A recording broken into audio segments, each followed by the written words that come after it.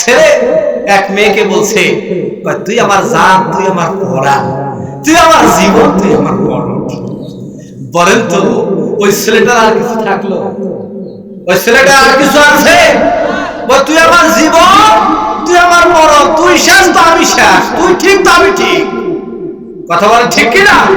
এরকম বলে না? বর্তমান যুগের ছেলেরা এরকম বলে কি বলে না? বলবে না, বলবে না, কারণ ওই তরিকাতে আছে। কি ওই তরিকাতে আছে না? নাই আছে, দেখেন আছে, ওই কথাটা বলে। এই ছেলেটা বুঝাতে চাচ্ছে তুমি যদি আমার জীবনে না আসো তাহলে তোমাকে ছাড়া আমি বাঁচব না।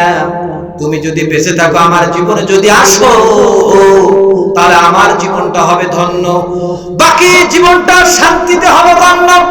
ও মুসলমানেরা, এইটা এক্সাম্পল দেওয়ার জন্য বলেছি, এক্সাম্পল দিয়েছে এই কারণে আপনি বলবেন কুলিন্না সালাতি ওয়া নুসুকি ওয়া মাহইয়ায়া ওয়া মামাতি লিল্লাহি রাব্বিল আলামিন।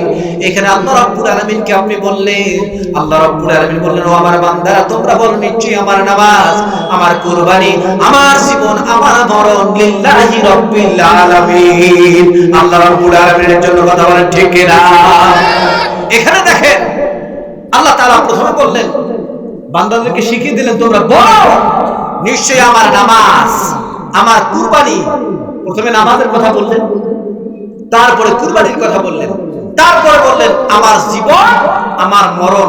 ও মুসলমানের, জীবন এবং মরণকে কেন টেনে নিয়ে আসলেন? সফরতে বলতে বোঝানো হয়েছে জীবন এবং মরণের মাঝখানে যে সময়টুকু থাকবে এই সময়টুকু শুধুমাত্র আল্লাহ রাব্বুল আলামিনের সন্তুষ্টির জন্য আপনি ব্যয় করবেন। এটাই হচ্ছে সফরতে বলা। সুবহানাল্লাহ। যা করবেন আল্লাহর জন্যই করবেন, যেটাই করবেন খাবেন আল্লাহর জন্যই করবেন। স্ত্রীর সাথে মুসাফা করবেন কার জন্য করবেন? বলেন কার জন্য করবেন? যদি স্বামী এবং স্ত্রী যদি মুসাফা করে, স্বামী এবং স্ত্রীর জীবনের সমস্ত সগীরা গুনাহ আল্লাহ তাআলা মাফ করে দেয়। সুবহানাল্লাহ। আল্লাহু বলেন।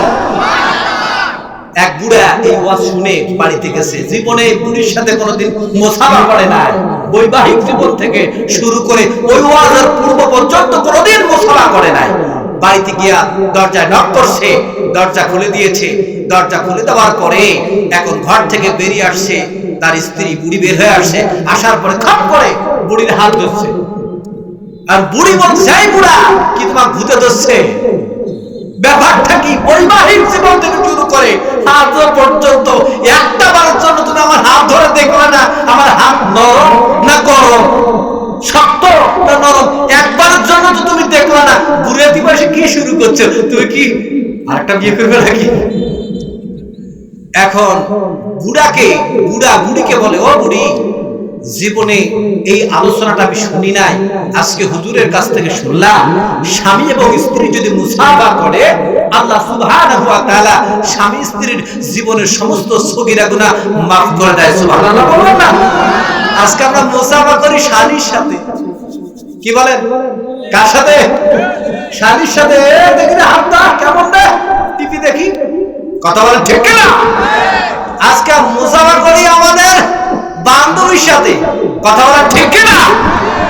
আর মজার বিষয় হলো দাদারা বুড়ে বয়সে কিছু টিপুক আর না টিপুক নাতনির হাত পেলে হাত পারে না। কথা বলেন ঠিক না? ভুল কি বলতেছি?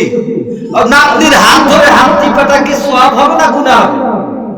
বলেন কি হবে? গুনাহ হবে না সওয়াব হবে? গুনাহ হবে।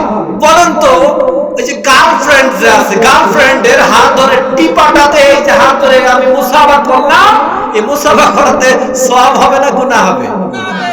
এইটা কি করা যাবে? আল্লাহর হুকুম যেখানে নাই সেখানে আমি নাই, আল্লাহর হুকুম যেখানে আছে সেখানে আমি আছি। এটা হচ্ছে সফরদ। কথা বলেন ঠিক কি না? এইজন্য সফরদ করে দিতে হবে। যা করবেন আল্লাহ সন্তুষ্টির জন্য করবেন। যদি এরকম করতে পারেন, এই তিনটা শর্ত পূরণ করে যদি আপনি তওবা করতে পারেন, আল্লাহ আপনার জীবনের সব গুনাহগুলোকে আল্লাহ তাআলা সওয়াবে রূপান্তর করে দিবে। বলেন সুবহানাল্লাহ।